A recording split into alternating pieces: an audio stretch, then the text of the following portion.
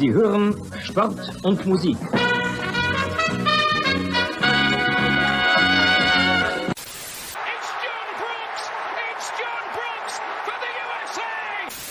Spiel ist aus! Deutschland ist Weltmeister!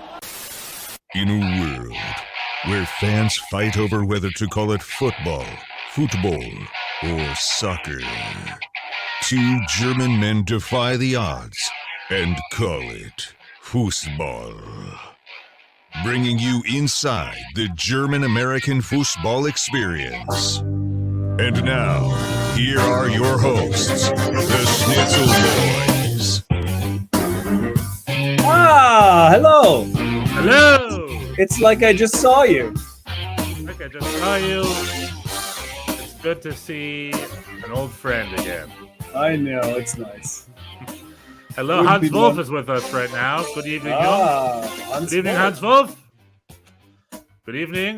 We got a new background we're trying out here. I was saying off the chat here, I went over the weekend. I grabbed a couple of cool images from some stock sites to peppy up, give us a couple more options for a background. We're trying our wood grain background. Very today. nice. I like it very much. Yeah, I think it's pretty cool. But we also got a couple others coming throughout the next few weeks. Something to be excited about. The background. The background. People are going to get excited about the background. We still got the old smoke one. We got a brick one coming up. We got some exciting. options. Yeah, that is exciting. That is exciting. You know what's less exciting? I don't even want to. I want to save that for later. I was going to say I'm pissed, Bjorn. I'm really pissed, man. Don't it's save atomic it for later. Mode. Don't save it for later. Let it out. Let it out.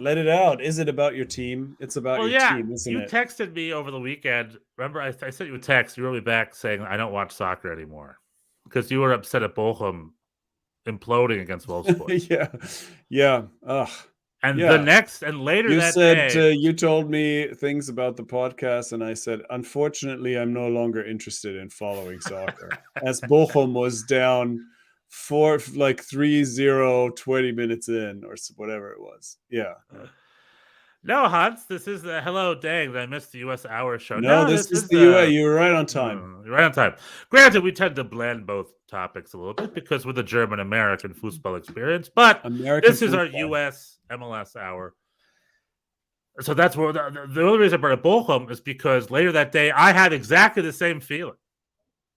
I'm like, enough. I've had enough.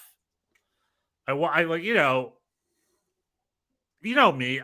I'm not a off with his head type of guy. I'm not a reactionary football fan. I'm very patient. I think I'm very reasonable. I always give the benefit of the doubt. I was never a Greg Berhalter out guy, one of those guys. And the whole, I support a club where fans can't say a sentence. I mean, just without saying the term Red Bull out or something. The fact or that this management sucks. The fact that you've lasted this long really illustrates your point. Thank you. But I'm done. I've had enough. And so is most of the fan base.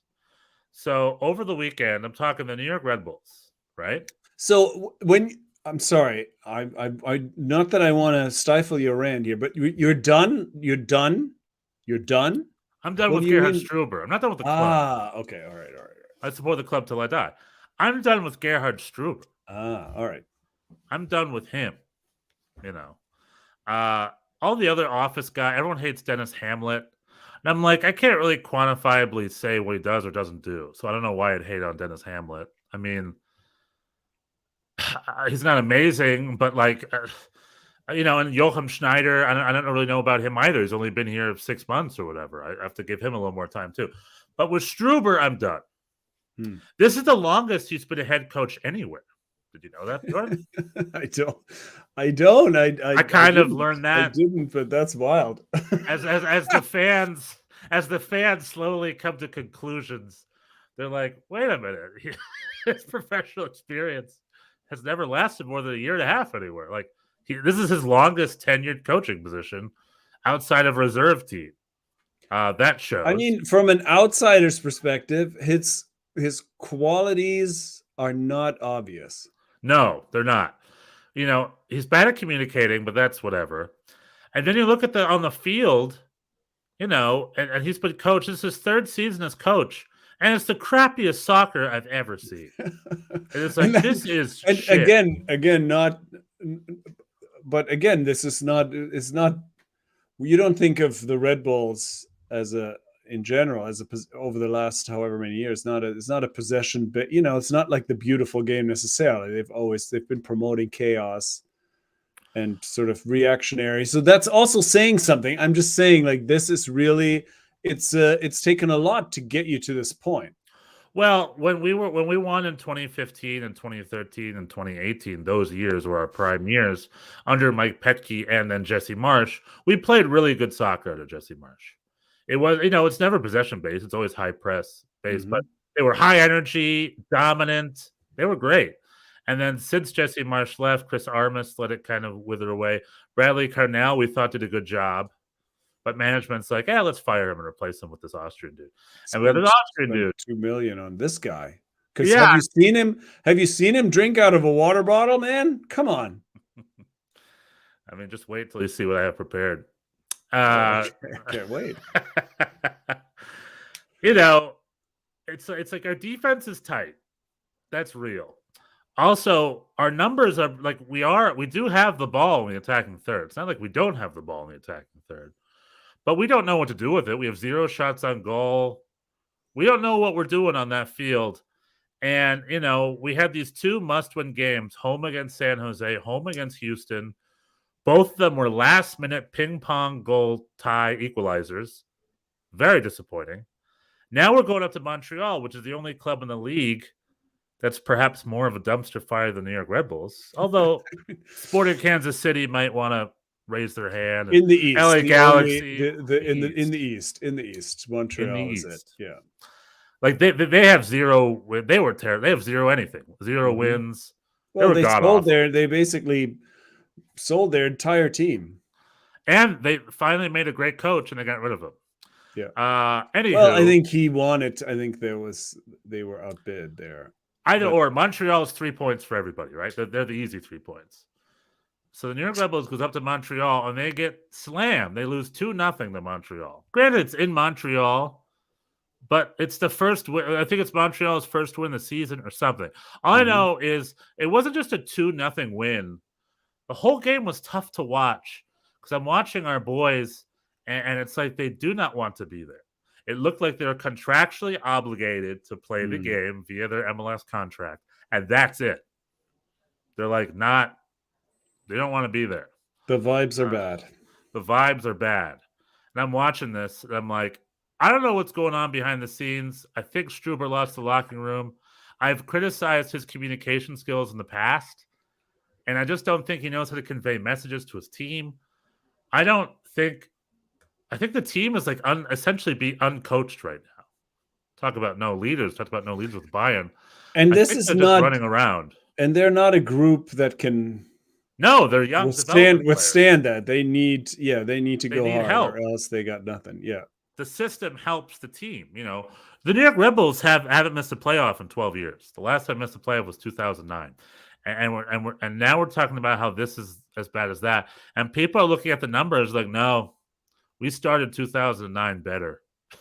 They're like, we haven't been this bad since 2006. But in 2006, we scored more than twice as many goals. And under Gerhard Struber's tenure, the amount of times we've scored more than 1 goal in a game, happened once in his entire tenure. Wait, what? Yes. Isn't that bonkers? No, that can't be true. It's something like that. I need to get my facts straight. They've only scored more than 1 goal one time. No, that cannot be right. That isn't a playoff game or something like that. There's some bonkers stat. I need to look it up. Maybe give me some time to look it up. Where under Gerhard Struber during the regular season, we have had more than 1 goal, like somewhere between 1 and 3 times. That's it. 3 at most. In the entire regular season over 3 years? No, that can't be true. When was the last time we scored 3 goals in a game? I don't remember it. I don't know, but it's got to be more than 3 times over the last 3 seasons. It's on Mark Fishkin's Twitter account, the great Mark Fishkin, who I mean, I'm killed- not. I who don't. killed an I'm not American- looking to argue with. who killed an American soccer league over the weekend, by the way, on Twitter. Great Mark Fishkin. Well, that's another story, maybe for Wait, another what time. happened? That's another story, maybe for another time. I'll talk about that in a bit. So after this game, all of the Red Bulls fans were retweeting the New York Red Bulls Twitter or whatever, showing the red flag photo. It took me a while to get it, but everybody tweeted the red flag photo, the red flag photo, the red flag photo. And apparently the red flag photo is here. Let's see if I can share it for our viewers here. Share screen. That's the red flag photo. And the significance of that is the photo that the New York Red Bulls social media tweets out when they fire their coach. Apparently, that's the stock photo they use. Oh, so after the game, so everybody like, "This is it." That's it, and it's everybody. It's just right afterwards. It's a long thread of this photo. The fans have had enough. I've had enough. It's done with. It's not done with. I mean, there's a good chance he'll be with on for the rest of the season, no matter what. He's got a contract. And does executive management really care? We never know. The answer tends to lean towards no. So that's sort of my. You've scored more than one goal only once this season. Yeah, but there's another stat from under his tutelage, under his whole time. You've scored more than one goal many times last season. No, last season? Yeah. I don't know. You beat Toronto 4-1. You beat Orlando 3-0, Chicago 2-1, DC 3-0, 3-3 against Chicago. I don't know what that stat is. 4-1 against DC. Okay, whatever. I don't know. Whatever. I'm sorry. I was just like, that just cannot be true. But this season, it's true. It's true this season. You've only scored more than one goal once this season. But this season is still young. But you're done with. However, I'm not trying to talk you out of it. I think that guy sucks. It's still young. However, if you're the New York Red Bulls, history has not proven for them to be like, you're right, let's fix this right away. Gerhard, you're fired. Jesse Marsh, come here, $2 million a year. You're the new, Marsh. Or whoever they get their hands on. Bob Bradley. Bradley. When Toronto FC fires him next week or whenever he gets fired. That's imminent. He's coming home. I'll take Bob Bradley. You'll take him. You'll take Bob. Oh, Bob Bradley is New Jersey born and bred. LAFC's and Toronto's sloppy thirds. New Jersey's Bob Bradley. Princeton's Bob Bradley. Former New York Metro Stars coach Bob Bradley. His favorite artist of all time, Bruce Springsteen. He's a Jersey boy through and through. Bob Bradley needs to come home. You really want him back? You would want him back? Not that that's going to happen. There's zero chance of that happening. But over Gerhard Struber, hell yeah! I want to coach. I want to coach. Right. That's a low bar. That's a low bar. Yeah, I mean, I don't want Chris Armas back. God bless his heart. Another thing is, I don't want him back. I would be open to something like John Wolniak, one of our old youth coaches, New York Red Bulls legend John Wolniak, took him over, or something like that. We just need a new coach to give some new energy to these players. They need energy. They need tactics. They're a young group of development players. Hans Wolf. Just wondering if it's fair to compare 2006 to 2002. Hasn't the bar been set a lot higher since then? No. Yes, it has. In 2006, it was like 10 teams. True. Well, but that speaks even more to your point then, right? If you're saying, oh, they're worse than 2006, then that's really bad. Right. This is right now. The New York Red Bulls are as bad as they've ever been. I guess it's also. I mean, it's always impossible to compare teams among the ages.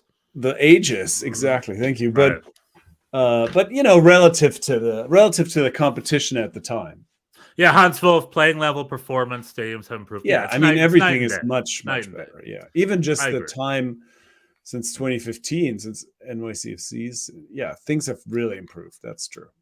Well, but not all is lost, Bjorn. Let's see your.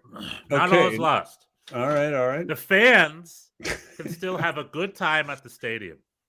Okay. Don't let The The sausages dumpster are fire. still tasty. God, I love those Red Bull Arena sausages. They make good sausages, man. They are good. They're good. Wurst. So I have assembled a little fan guide. 2023 is not lost. You can still go to the stadium. A lot of people on Twitter are canceling their season tickets. I'm saying don't. Go to the stadium. Have a good time. And here is how. Ladies and gentlemen, I present to you the Schnitzer Boys presents the 2023 Schnitzer Boys New York Red Bulls fan guide. Oh, this is exciting. Can you see this? I can. Okay, so fan guide. What should the fans do at the stadium? Well, I have sourced some of my favorite chants from across the pond that we can appropriate in the stadium so the New York Red Bulls can actually have a really good time in the stands. Let's see. This first one, I think, is about consumer protection, BBB situation. Let's see here. Oh, no. This first one is about your relationship with the other fans and how you can have a good time. Okay, so this is chant 1 for the New York Red Bulls in the fans to have a good time. We lose every week. You're nothing special. We lose every week.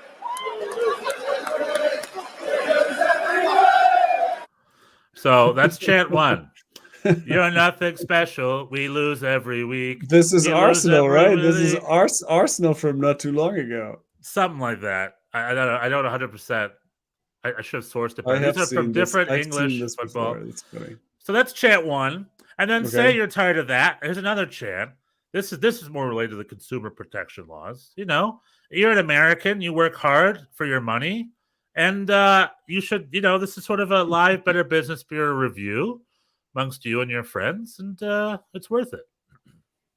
What a waste of 40 quid. What a waste. What a waste. What a waste of 40 quid. What a waste of 40. Now, granted, that would say $30, not 40 quid. But you could be like, you could yell at the office, be like, "What a waste of $30! What?" Maybe to the theme of Yankee Doodle Dandy, Americanize it. Very nice. What a waste of $30 all the live long day. Now, this is for you guys. This is for NYCFC. The teal team. The teal to this team. video. Well, this is sky blue, isn't it? That's something like that. So this is a chant. New York is teal. New York is teal. I love teal. This is for us. We were teal. Well, anyway. Okay, TLC. sorry. I'm interrupting.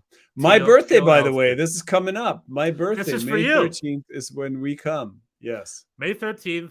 You're going to be at the stadium. This is for you guys. This is for you to have a good time. All this right. is for our fans to yell to you while you're in your booth, wherever you're at. My booth. My special booth. Your special. It's only 4-0. It's only 4-0. How shit must you be? It's only 4-0. Right? So that's what we're yelling at you guys. It's like 4-0. Come on now. You're shit. Houston got us for 6 last week. And then this is for you guys to respond back. This is for the NYCFC guys. This is for you guys. A little gift for you guys. Seagulls and fans! You got more seagulls than fans! Of course, you'd say pigeons, right? You've got more pigeons than fans. You've got more pigeons. So that's for you guys. Remember that for you that's and very Daniel nice. Young and Huntsville. I think I'm definitely going to use that. Yeah, that's for you guys. But we're not done chanting. We've got, there's a little bit more bonus. It's a 90-minute game. We have more fun time. And there's stuff to do at the stadium besides watching the game. It's a lot of fun. And here's my suggestion for the New York Red Bulls. Let's pretend we score the goal!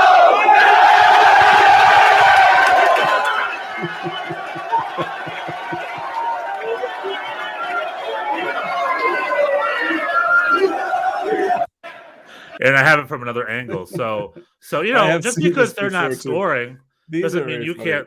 Because it's like it's amazing when they score a goal. You cheer, you hug strangers, right? It's a beautiful moment. And the team's not going to score a goal, but don't let them take that moment away from you. Still do it. So here's it from another angle. I love this one so much.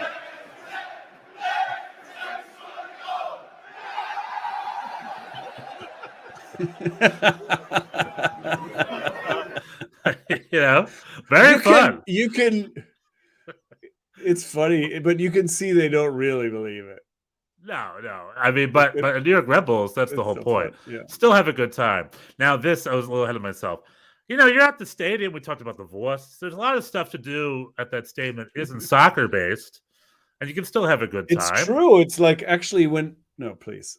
No, what are we gonna say? What are we gonna say? No, I remember years ago when I took my kids to Red Bull Arena for an away game, and they had so much stuff going on out there. There were all these activations for kids. There was a beer garden, and so when we finally made it into the stadium, my daughter was like, "What happens now?" She thought we were already like, "What are we doing now? Are we going home?" I'm like, "No, this was all just the preamble. This is what we're here to see, is the game." So yeah, it's true. There is a lot going on. Well, she'd be all about this then. Okay. So this is something they should have done that day.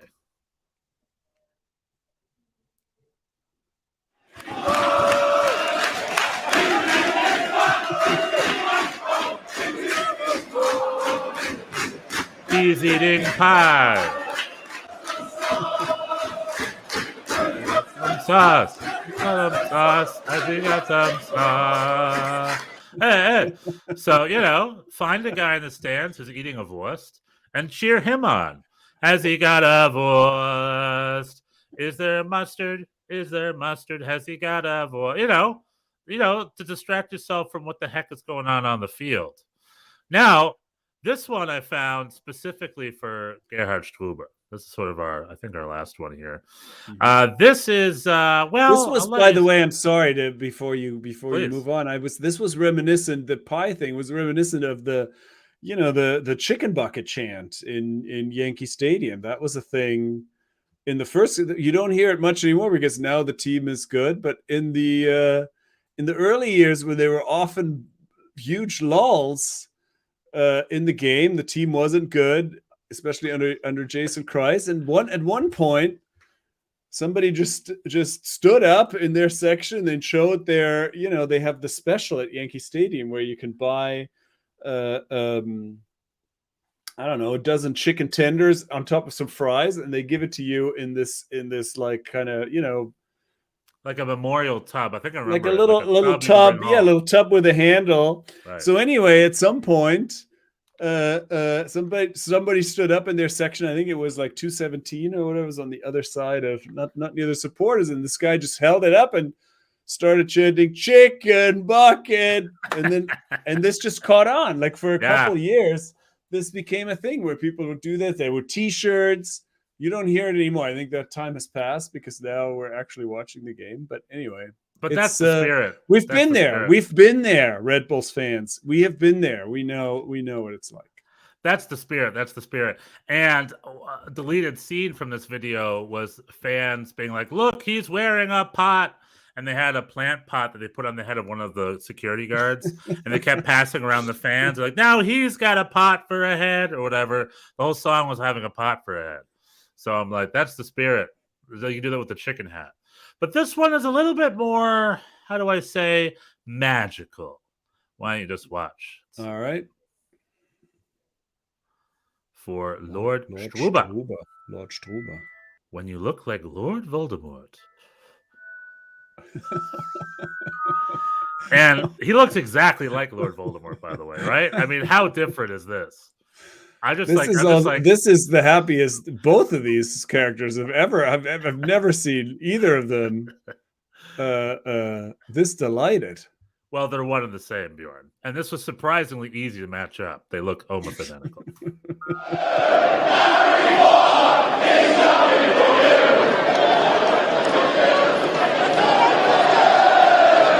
Harry Potter. And that is the Schütze Boys fan guide for the remainder of the 2023 season. Bravo. Just a little help for my New York Red Bulls fan. Don't let the team get in the way of having fun. You may be angry, but you're still trying to help. It's touching. It's very nice. Very well done. I'm a true fan. Nice. And that right there is the Shitsa Boys fan guide for the New York Red Bulls. That's all I could offer. Who knows if Struber's going to last? I would love to see him fired early, but his contract's through the end of the year. I think they're just going to stick to him, and then at the end of the year, he's going to go back to Austria or whatever. But we need a new coach yesterday. That's the New York Red Bulls. That's what's going on. Mhm. The other bit of New York Red Bulls news, I guess, before we move on, is a little more information from the Dante Van Zier incident came out. Did you read this stuff? Did you read about I it? did not. Oh, we're going to talk about that again. Okay. Well, I want to bring it up. So he had an interview with a Belgian newspaper about the whole incident in Belgium. So we translated it in Flemish or whatever. So we translated it, and he didn't.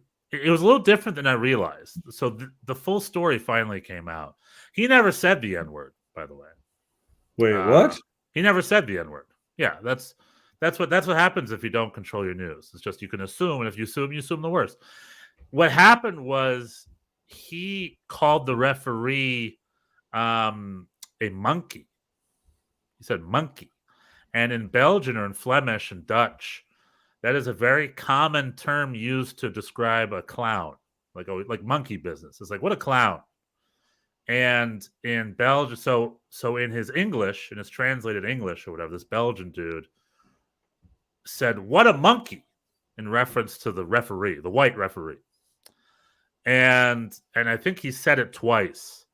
And the players heard him yell monkey, and they went crazy about it, which is why Jeremy Ebobisse later said, you know what? He said it wasn't directed to any of the players. Now, you know what I mean? Now that makes sense. I'm like, okay, now I get it. Now the story makes a little bit more sense to me. So now knowing that, there's been a new debate whether A, that's proper racism, and B, how does that punishment look now? And plenty of people still feel it doesn't change anything. They still think it's racist. They still think the punishment was just. But some people, other New York Red Bulls fans, are like, okay, well, I don't know. You should be able to come back from that, right? You should be able to gain the trust of your teammates. It seemed maybe it's just an honest mistake. I don't want to make a judgment on it. I don't want to defend his behavior. I'm just saying that is the full story. That's what happened. Do we know that is the truth? Is he speaking? Do we know he's speaking the truth? Has this been corroborated by other people? Seemingly, yes. I can't confirm it. I can't confirm it 100%. But no one's denied it. I think that's the validity of it, and it makes Jeremy Ebobisse claims we said afterward make more sense. I don't know. Yeah, that's what happens. So I don't know. Okay, well, as a New York Red Bulls fan, if that's what happened, then it seems we need Dante. It seems a little. Well, anyway, seems a little what? I want to hear it. If he called, so the referee is white, yeah, right, yes, and he called him a monkey, yes, because in Belgium that means because he clown. meant that's okay. Like Affentheater. It seems like it seems like that kind of a thing could be. They had the game stopped for like 20 minutes. It seems like if that's what happened, that could have been worked out. Yeah, it goes to show you. I guess what we have here is a failure to communicate. Okay. I guess I'm just taking this now at face value. It seems weird for people to. Maybe at the time, I guess, if somebody felt like it was directed at somebody else. Okay. All right.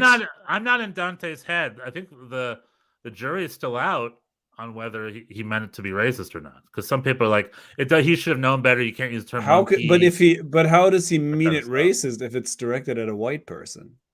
He said it twice. I don't know. I wasn't on the field, but I don't know, Bjorn. But he monkey. When you say monkey on a field these days in America or an English-speaking country, especially with how sensitive times are. No, you certainly don't want to. But it seems like, well, okay, well, atomic, and it went atomic. The ref stopped the game for 25 minutes to clarify what was going on. What went off? I guess there was not. He got a 6-week ban for calling the ref a monkey. I don't know. So that's what happened. That's the news. That's all I'm going to say. I'm not going to offer a judgment whether he's still a scumbag or not. I'm not saying that. I'm just clarifying. Seemingly, that's the story of what happened. Draw your own conclusions. It's a 6-week ban, but I think there is a way back, right? He should, there's definitely a way back from that. He apologized. The story is he cried at his teammates later that night and really apologized, and he's very upset about it. Like I said, learning experience. All right, we'll see what happens. But I am in the let's take Dante back fan club because we need any firepower we can get, hopefully under a new coach, and hopefully the players do get his trust back with him and they figure it all out. Anyway, that's the New York Red Bulls. It's segment. like what? But there was okay. Yeah, I guess I hadn't heard this, and I would need some more information. It's like, but his own teammates were very upset with him, and it seems like if he was just I was just calling the ref a monkey, that wouldn't warrant that level of upset. Yeah, anyway, I don't know either, but that seems to be the story. I don't know. Something's not quite adding up. Anyway, what should we talk about? You want to talk about U.S. soccer has big news. But we want to save that for the end. I'm sure you want to talk. NYCFC was flying this week, right? NYCFC. Total contrast. Had a good game. We had a good game. I was kind of like, I don't know what's going to happen. We've decided that Thales Magno is not the 9. Gabe Siegel is not the 9. Now we're playing Santi Rodriguez as the false 9. And people were like, oh, how long is he going to take to figure that out? Not that long. Scored 2 goals. Made the team of the week. Richie Ledesma and him seem to be getting along. It was a very solid. I mean, again, this game was closer than this result appears. The first half especially was pretty tight. Dallas had some chances. I'm at the edge of my seat here. You're not answering the question.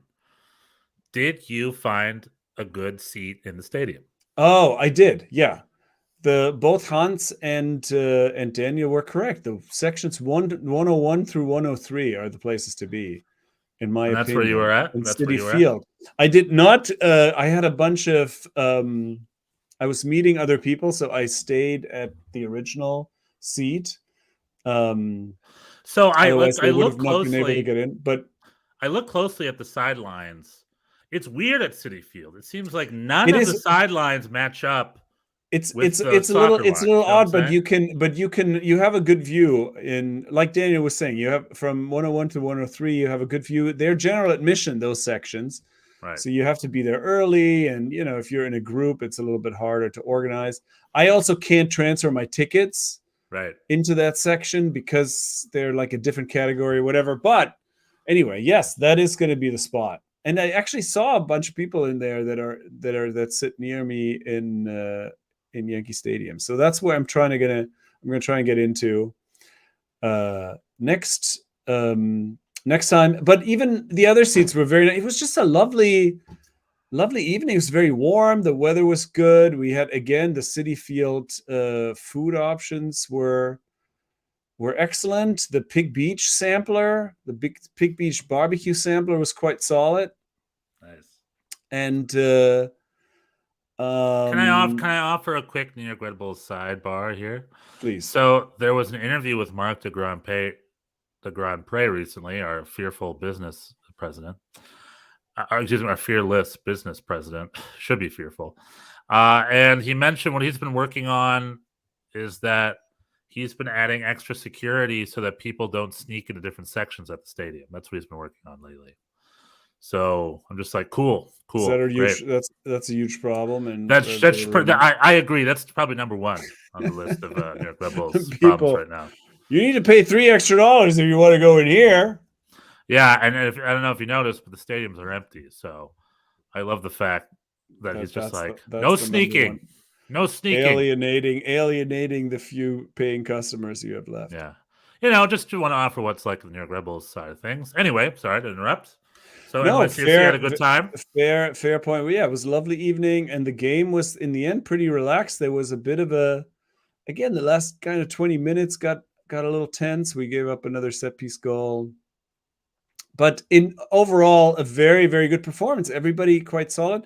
But it looks like we're not getting a number 9 before the trade deadline, which is today. I don't know if there's any kind of left. I think we've sold our left back Malte Amundsen to Columbus just now. I think I heard that news. Let me just check here. It's not official. It's not official yet, but I saw that on Twitter that Malte Amundsen has completely fallen out of favor with Nick Cushing. He has barely played, so he's going to Columbus presumably, which is good. Good to get his contract, get his contract off the books. And we still need a number 9, might be until the summer. I heard a couple of rumors of people that got where we had offers rejected, but it seems like we have some quality. I saw you vote on Twitter for the player of the week. Santi Rodriguez should be player of the week. I don't think he won. I think whoever, but he had a great game. Also, Luis Barraza, the goalie, had a very good game. He made the bench of the team of the week, and he had some good saves, especially in the first half and the second. So this could have gone very differently. This was not the blowout that the result sort of suggests, but it was a great. I mean, overall, you're saying you're just completely disillusioned with your whole setup. I really thought we would struggle for a while. I thought that, it was a lot of turnover. Maxi Morales leaving. We don't have a number 9. We were Alex Collins, the spine of the team, basically. Collins, Morales, and Tati Castellanos all left. I really thought we would have a bit of a down year, and we still might. I don't know. It's early days. But so far, I would say it's going better than I expected. And for me, it's going worse than I expected. For you, it's going better than expected. Yeah. So good for you. Have fun. So you're going to be there on your birthday. You and me have the same birthdays, by the way. I mean, not the same. I'm on May 5th.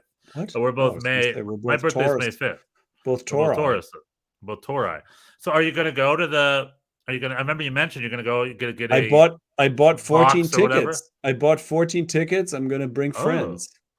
So did you get a box, or are you going to be in this phase? No, I've tried to. I emailed them. Oh, this is an interesting question. They need to be free, right? I was just going to say that. You were saying how your guys are worried about. But no one's in any. No one's there. So I don't understand what they're policing. Well, this is a question. This is a question for you then. What do you think? First of all, I had to email them twice. Okay.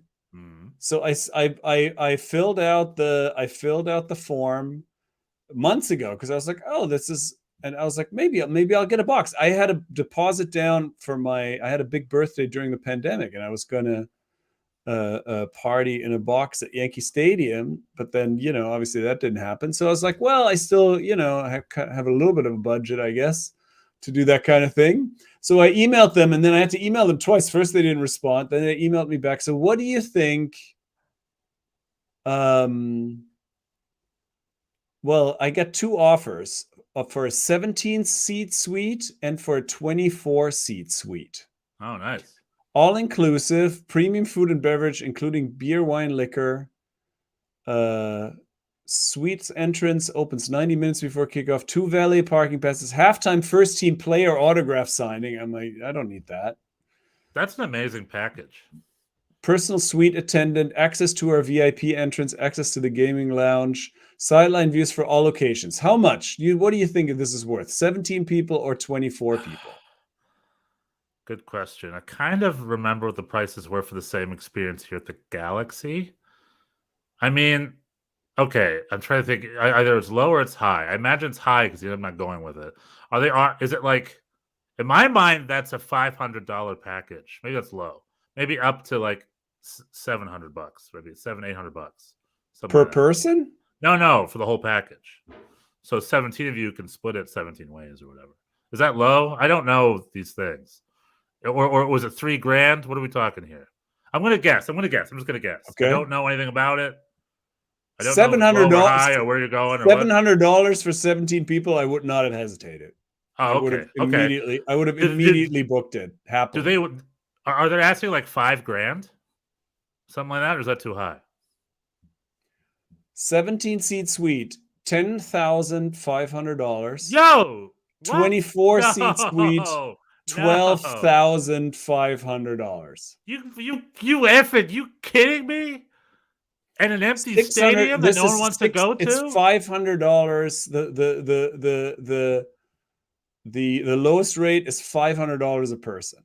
Yeah, and that's to watch Serge and Goma play? You know what I mean? Well, in my case, it's to watch Santi Rodriguez play. But like, no, but you know what I'm saying?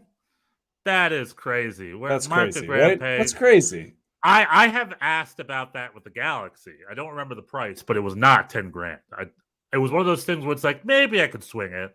And there's no way it would have been 10 grand, you know. I mean, 700, that was also a crazy number. But I was like, I don't know what I was going to pay in Yankee Stadium. It was like maybe, but it was also more people, I think. It was more people, and it would have been like maybe 3 or 4. I don't remember. I don't want to quote anything publicly. I don't remember what it was. But this was just ridiculous. This is like, oh, I don't even have to think about it.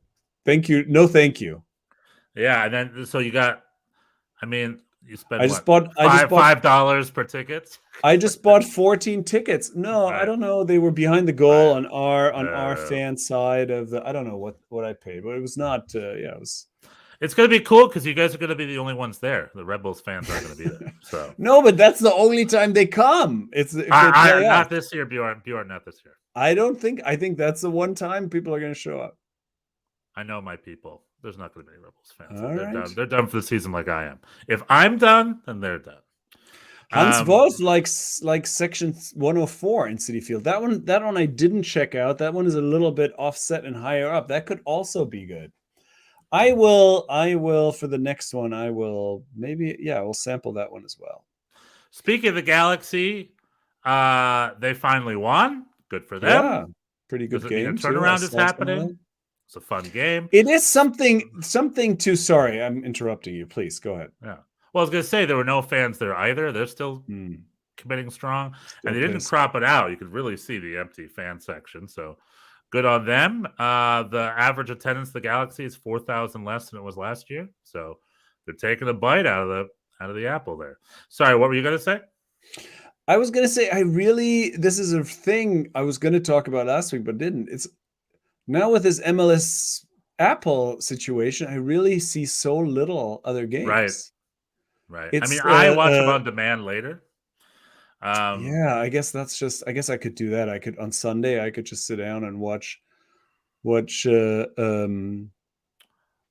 end up watching MLS 360. I don't know. But I kind of have a policy. I have a general policy against watching recorded sport. Right, me too. Because it's like, where's it gonna end? If you're gonna record games and watch them, like, then you can just spend your entire life just watching sports. But speaking of that, well, yeah, I agree. I'm confused. Sometimes there's a Sunday game because of midweek action, and there should be 1 or 2 Sunday games every week, in my opinion. And sometimes there's an early game just because. But lately there hasn't been an early game. And I realized that when I watched the LA Galaxy or the LAFC, it must have been in the early game slot because during 7:30 p.m. I could never make it. I work nights. I work that night. So if I'm at a Galaxy or an LAFC game, it must be on a Sunday or an early game slot. And I'm wondering why they don't have those every week. They didn't have an early game this past weekend. You know what I mean? So I'm a little confused by that. I mean, I think it's probably also still they're figuring things out. It's all a work in progress. But it's just funny. It's like you used to have games at all times. So right. So you had just at random times you could watch some MLS. And now, no, it's like, I go to the stadium, I come home, there's only like 2 games on, and they're just halfway done.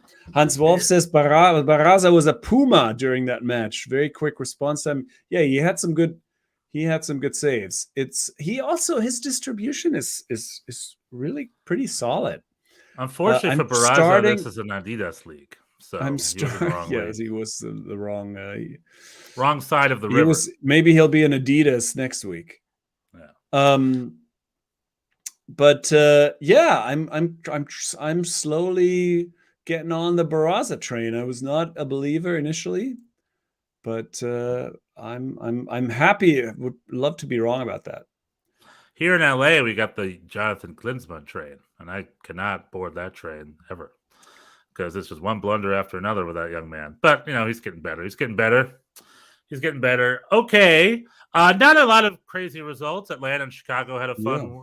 I think Atlanta won at the buzzer beater goal. Yeah, late one. St. Louis was slowed down by Colorado this weekend, which was very surprising. 1-1 there. Seattle. I always forget. Did Seattle play? How'd Seattle do? Was Seattle beat Minnesota. Beat Minnesota. 1-0. And England. I think in the East, Cincinnati, New England, and Atlanta are the teams that are kind of ruling the East right now. Pretty. They're the top teams, and then we're right behind. LAFC was a tie, but still a great game. LAFC still, I'd argue, the best team in the league right now.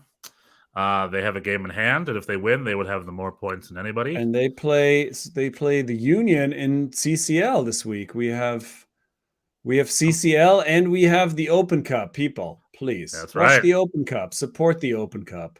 100%. It's a service. It's a fun time. Expense.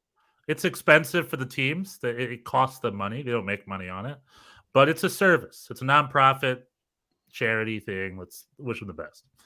Okay, so speaking of all that, I'd love to unless you have anything dying to say, I want to get into our last segment here, which is about U.S. soccer and U.S. Matt soccer Crocker. culture.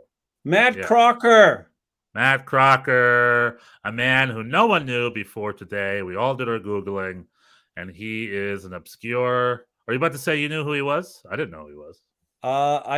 No. Yeah, no one knew who he was. But having just looked into it a little bit, it seems like among the people who do know him or have known him, there's there's always almost disbelief. It's like, how did they get this so right? Yeah. I think this is a good hire. Now, there's two topics. One is about U.S. soccer. There's about U.S. soccer culture. So we had the USA-Mexico game midweek. It was, it should be a bigger story, but just isn't because it's not a FIFA window and home-based squads. And it was a pretty bleh game, Jimmy Sands had a very good 90 minutes. He did. Jimmy Sands stuck out. I thought it was nice to see him really in his best position. He used to play center back mostly. In his previous time, he got some time with the national team, so that was good. And I think he had a very solid game. That was lovely to see. But other than that, I agree with you. Yeah, this is a precursor to the USA versus Mexico Summer Series because we're playing them in a real game for a CONCACAF Nations League semis, and then a betting man would say they're also going to play each other in the Gold Cup final in July, maybe. Perhaps. But that would be here in LA. That doesn't always work out like that. Not always, but more times than not it does. Even if it's not the final, maybe they'll play each other in the semis or something. But they might meet at the Gold Cup. Anywho, U.S. Soccer, interim head coach Anthony Hudson, no soccer director, blah, blah, blah. Anyway, rumors are circulating that they have offered the contract to one Matt Crocker, who is an English football executive. He was at Southampton for many years. I think he was at the English FA, maybe. But he was at Southampton twice. And very, very dug in to youth development. And the women's game. And women's game. Which and is just important for this post. Just a guy who really turned the whole England youth system around when it was struggling. So some serious credentials. I mean, right now you say, "Oh, this guy comes from Southampton." You look at Southampton; they're last in the Premier League. No. But that's not what I'm saying. That's not what this is, right? Southampton has created. They've been a success story the last few years. Southampton has created some of the league's best players. Southampton's been amazing. And one of the longest tenured teams in the Premier League outside of the big ones. And I would take Rolf Hasenhüttl as a New York Red Bulls coach in a heartbeat. He's available, huh? Maybe he wants to come to New York. Former Southampton coach. But anyway, I like this hire because it's a soccer guy. It's not some suit. It's a real soccer guy. And he's from outside of the U.S. soccer system. Mm-hmm. I believe I don't think Claudio Reyna has him on speed dial. I don't know. Probably not. Bingo. But that led to this weird debate from the Galasso show, where they said, I forgot who it was. One of the pundits is like, he needs to understand U.S. soccer culture, is what they said. And it led to this big debate. TAC manager on Twitter is like, U.S. soccer doesn't have culture. And then the Transfermarkt guys are like, we have culture. There's this whole fight about culture, and I put my 2 cents in. And my 2 cents are U.S. soccer does have culture. You can't sit there and say it doesn't. You know, people are like, oh, but England, Germany, and Brazil, they've got culture. We're just fragments or based on that. It's like, sure, whatever. But the story is, do you need to understand this culture to succeed here? And I feel the answer is no. I think it's bad mentality it's like old boys club mentality. It's like we should be open to shaking it up. We should be open to changing. We should be open to improving. And this guy is coming in. He's got a great resume. Let's give him the resources and wherewithal to succeed here.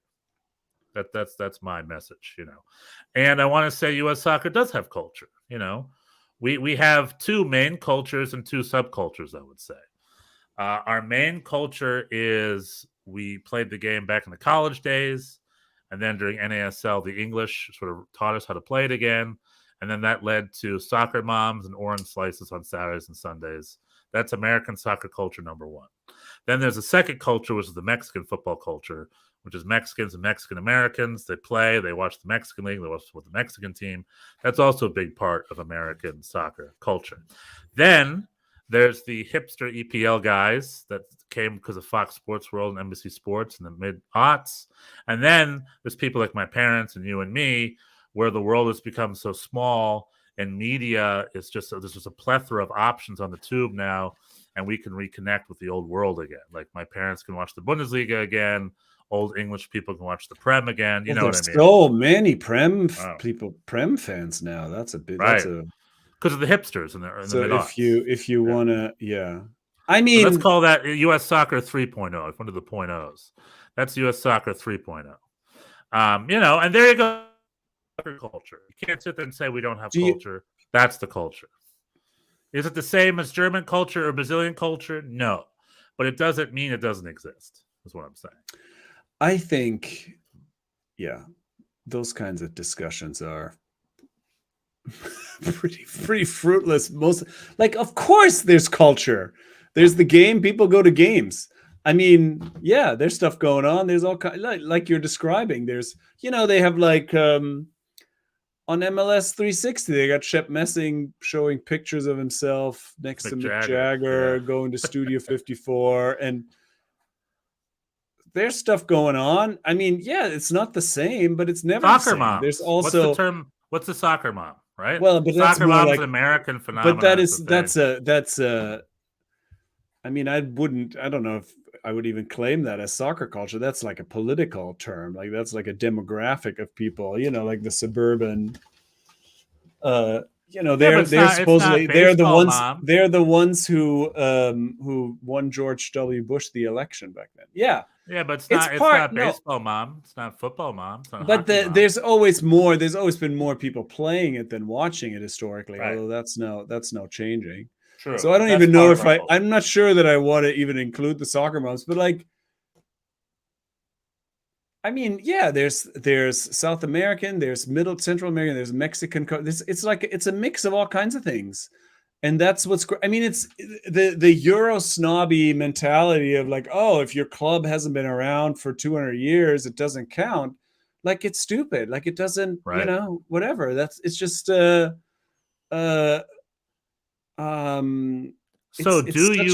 such a moot argument.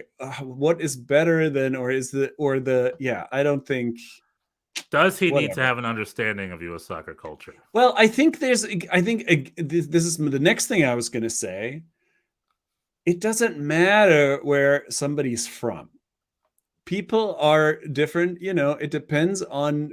It's a very individual thing. We have lots of coaches.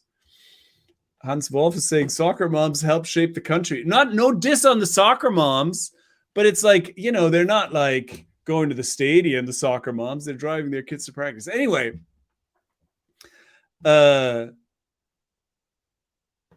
I've lost my MLS really tried to get him to the stadium, by the way, back in the day. I mean, Listen yeah, here. that's where they right.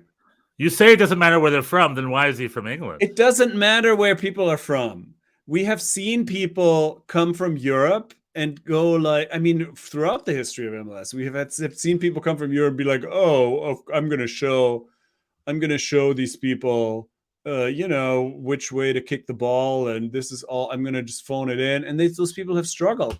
And then we have had people who come, who come with humility and who say, oh, I'm no better than you. I'm just here to do a job. And then that works. Like Patrick Vieira did well. Ronnie Dyla did well. He also wasn't a big name. Doma Torrent did pretty well. Hans Baca did well. But yeah, there's also, Gary Neville is now struggling and Phil Neville.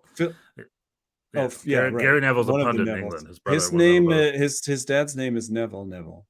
Wayne Rooney. Wayne Rooney. We'll see how that's going to go.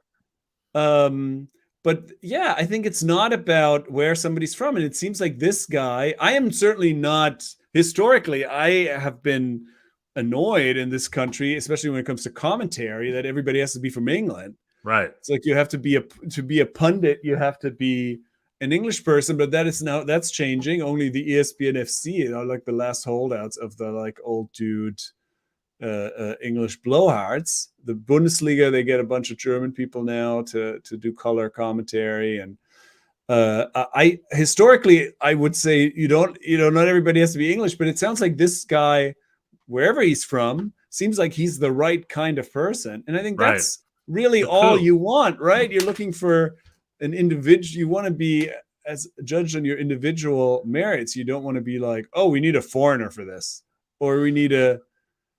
I mean, right. But what I will say, it's a smart move that he's from outside of the system, though. Well, certainly with this whole recent incestuous BS, I think that is true. And the other part of this, the other sort of tinfoil hat theory, is the last coach he tried to hire for Southampton was a coach named Jesse Marsh. Jesse Marsh, yeah. So now they're like, oh, yeah, that's that could very well happen. And I would be fine with that appointment. By the way, I would be perfectly fine with that appointment. Okay, is he perfect? No, I know it's a high press club coach and national team, but he's not an idiot. You would have to adjust. We'll adjust. Yeah, well, I don't know. I mean, I still feel like. I feel like Greg Berhalter deserved better. I mean, even if they weren't going to renew his contract, like for his tenure to end this way, because even if he doesn't, if they hire anybody else, there's never going to be this moment of appreciation where you're like, that guy I think did a pretty solid job. He was not the perfect, nobody's ever the perfect coach. It is awkward. They should have. I thought about this. They should, before they even hire a coach, they should have a Greg Berhalter appreciation day. Testimonial. It should be like testimonial. Be like, ladies and gentlemen, he did amazing. Give a round of applause. He did great for our service. Yeah, he took our thing from point A to point B. We wish him the best. Like, give him a little award or something. But then when that's done, go hire. But now it's like, oh yeah, you did a good job. We're gonna stress test your marriage and then just not hire you again. I mean, that was the Reina's fault more than U.S. Soccer's fault, though, don't you think? But I don't know. I'm not blaming. No, I'm not blaming. I'm not blaming anybody for that specifically. I mean, other than the Reinas, I'm not saying U.S. Soccer did this wrong. I feel sad. I feel sad. I feel a little sad for Greg. Or how about this? If I'm U.S. Soccer, I would announce a one-term policy. And be like, Greg Berhalter did his term. We have a one-cycle policy at U.S. Soccer, which I think is a healthy policy. Every 4 years, when it's a World Cup cycle system. And then when the World Cup's done, new one, which would do two things. A, you can get rid of coaches who've been around too long and lean on the policy, And B, it also stops this nonsense where U.S. Soccer has interim coaches for 1 or 2 years at a time in between our cycles. That we don't know what's going on. That is pretty crazy. It's like this I'd whole like that to stop. This is like a whole Anthony Hudson thing. It's like when you look at this, he has no qualifications to be our head coach at all. and he's But he was also there. just like, So- what is this? What is this for? You know, this game with his like, yeah, it's yeah. No, I agree with that. Just have a coach. So U.S. soccer. So Matt Crocker, what's his name? Cocker or Crocker? Crocker. I believe. Crocker. One cycle It's going to policy. be announced. This is not a rumor, by the way. He's going to be announced Yeah. officially tomorrow at 11. Tomorrow, whatever. Paul Tenorio said it was like pen to paper, or whatever. But I'm saying, you know, whatever. We have the scoop, maybe. You know. So first suggestion: one cycle policy. Get rid of Greg, bring in Jesse. You know, I know what's his face. Jim Curtin over at Philly Union wants to be the associate head coach, the defensive coordinator, and Jesse be the offensive coordinator. Honestly, I think that would be great if they work well together and it works. I'm all about that. I think that'd be a good idea. So Sounds good to me. Okay. Any last thoughts on MLS and US That's soccer? it. All Watch right, the thanks US. for being here. Watch CCL. Watch CCL. Watch the US Open Cup. A replay of MLS Cup final, Philly versus LAFC. A lot of fun. Watch the US Open Cup. Watch the German Cup. Why not? Watch them all. Watch it all. Watch it all. Watch LAFC Wrexham is gonna go win crush the 'em. Premier League or whatever. Do that. Okay. This has been Schnitzel Night. We're on podcast. Like and subscribe and tell your friends and rate and review. We got 5 viewers. Hey, Tom, and we're leaving. Sorry, guys. The Interactive Fan Podcast. Tom does not want Marsh in the national team. Well, okay. We'll save a discussion for another time. Yeah. Right now, just about Crocker, baby. We'll talk about that many more times. Many, many more times. All right, everyone. Thanks for coming to Schnitzel Night. Tschüss. Bis nächste Woche.